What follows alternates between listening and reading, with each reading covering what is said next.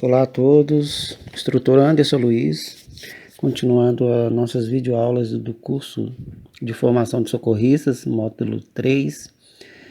Hoje vamos abordar no protocolo XABCDE o D, que é de disfunção neurológica, identificação precoce de lesão no trauma ou déficit motor. Para garantirmos uma avaliação correta de déficit motor ou disfunção neurológica, vamos iniciar pela avaliação do nível de consciência, pela escala de Coma de Glasgow, já discutido amplamente aqui no nosso curso. A escala de Coma de Glasgow ela classifica o nível de consciência e a magnitude do coma em que a vítima se encontra. Então, a escala de coma ela tem 3 parâmetros de avaliação, que é abertura ocular, resposta verbal e resposta motora. Conforme a idade da vítima e conforme as respostas a esses parâmetros, será dado pontos, e esses pontos representarão uma escala de coma, uma escala de Glasgow, né? Escala de coma, sugerindo aí a possibilidade dessa vítima ter ou não uma disfunção neurológica. Então, a maior pontuação, por exemplo, na abertura ocular é 4, a mínima é 1, na resposta verbal é 5, a mínima é 1, e na resposta motora é 6 e a mínima é 1. A cada ponto que a vítima perde na avaliação, ela vai perdendo a sua pontuação e é somado os 3 parâmetros e dado o Glasgow final. Então, se a soma dos 3 parâmetros for, por exemplo, maior ou igual a 12, a escala de coma com disfunção neurológica tem um quadro leve, né? Se a vítima tem uma somatória dos seus parâmetros com um valor de Glasgow entre 9 e 12, ela tem uma disfunção neurológica moderada. Se ela tem na soma dos seus parâmetros uma escala de coma de Glasgow menor que 8, ela tem uma disfunção grave, né? Nessa condição aqui já é necessário um médico na cena do atendimento para poder garantir as vias aéreas da vítima, né? A oxigenação adequada, com intubação, e garantir também aí prevenir o choque circulatório.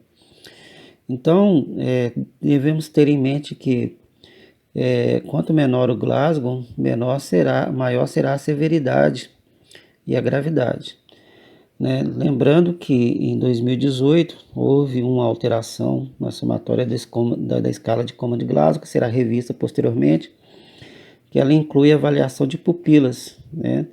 E nós teremos aí somatórias diferentes, finalizando aí um Glasgow que daria um Glasgow menor de 1, né?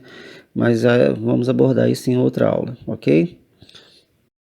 No trauma, o que mais acomete a disfunção neurológica ou déficit motor na vítima inclui-se os traumas de crânio, né? O trauma crânioencefálico, TCE. É toda circunstância quando a área de lesão tem como alvo a cabeça. E mesmo quando a lesão não seja possível nessa área, pode existir lesões ocultas devido à trajetória de energia do mecanismo do trauma e a biomecânica envolvida até que se prove o contrário. Na aula de biomecânica, podemos relembrar que a trajetória na colisão, por exemplo, com o impacto da cabeça ao para-brisa, pela figura mostrada, a gente percebe que pode ocorrer fratura óssea do crânio, né, com lesões aí cerebrais e projeções até mesmo de objetos para a cavidade craniana, né?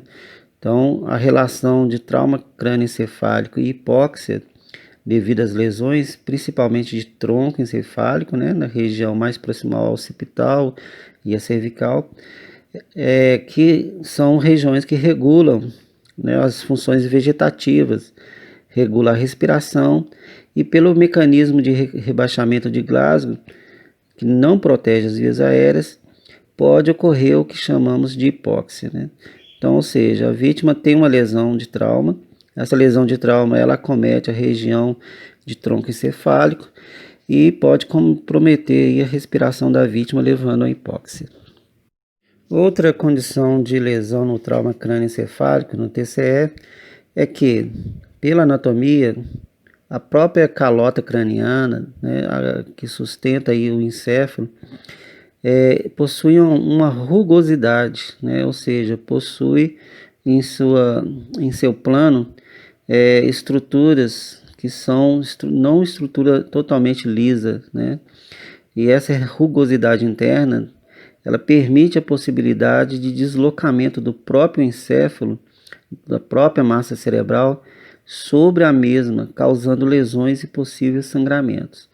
Isso quer dizer que, numa desaceleração, no impacto, o encéfalo ele é chacoalhado, né? Chacoalhado não seria o termo, mas ele é abalado e suas estruturas elas se deslizam entre a calota craniana pela sua superfície, e sendo que todo o encéfalo é ricamente, né, vascularizado, ele vai romper nesse deslizamento sobre essa parte rugosa, ele vai romper seus vasos sanguíneos, ocasionando sangramentos importantes.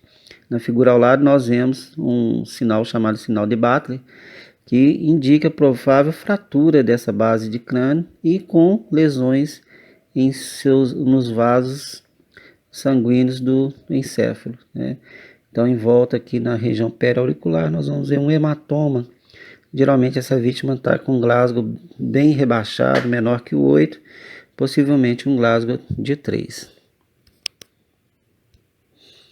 Então, ao identificar possíveis lesões neurológicas em evolução ou lesões já estabelecidas, as vítimas com diminuição do nível de consciência e com anisocoria e ou sinais de lesões motoras sensitivas são consideradas portadoras de lesões focais de tratamento cirúrgico até que seja provado ao contrário.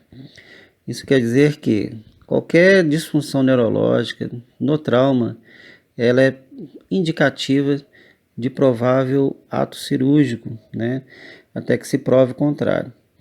Importante também incluir na avaliação de disfunção neurológica para fazer um prognóstico de severidade e avaliação das pupilas. Então, as pupilas, ao ser avaliadas, elas devem ser submetidas à luz e verificar a sua reação à luz, havendo contração ou não. A ausência de contração revela uma severidade de traumatismo craniano, de lesão neurológica e de disfunção neurológica. E outro parâmetro que revela alteração neurológica serão os tamanhos das pupilas. Se elas estão contraídas, né, ou seja, mióticas, ou se elas estão relaxadas, ou seja, midriáticas. Pela figura ao lado, nós podemos perceber o estímulo de reação à luz, né? Ou seja, elas são fotorreativas, reagem, se contraem ao estímulo de luz, ou se elas não estão reativas, ou seja, não há uma contração ao estímulo de luz. E poderemos ver também o tamanho da pupila, se elas estão mióticas, né? Ou seja, se elas estão contraídas, né? O seu tamanho é diminuído à projeção de luz, ou se elas estão midriáticas, ou seja, elas, mesmo ao estímulo de luz, elas mantêm-se um relaxamento da pupila, demonstrado por um tamanho maior ao que o normal, se não estivesse sido submetidas à luz. Quando o tamanho de uma pupila de um lado difere do outro, denominamos de pupilas anisocóricas, ou seja, os tamanhos desiguais. Quando as pupilas têm uma igualdade de tamanho, ambos os lados, denominamos de isocóricas, ou seja, tamanhos iguais. A existência de pupilas anisocóricas, ou seja, tamanhos desiguais, também revela uma possível lesão neurológica, transitória ou permanente, e no trauma é considerado aí como preditivo de provável ato cirúrgico para poder tentar reverter o quadro dessa vítima. Isso tudo dependendo, claro, da avaliação em pronto-socorro, com exames, né, de imagens e conclusão do diagnóstico de déficit motor de disfunção neurológica.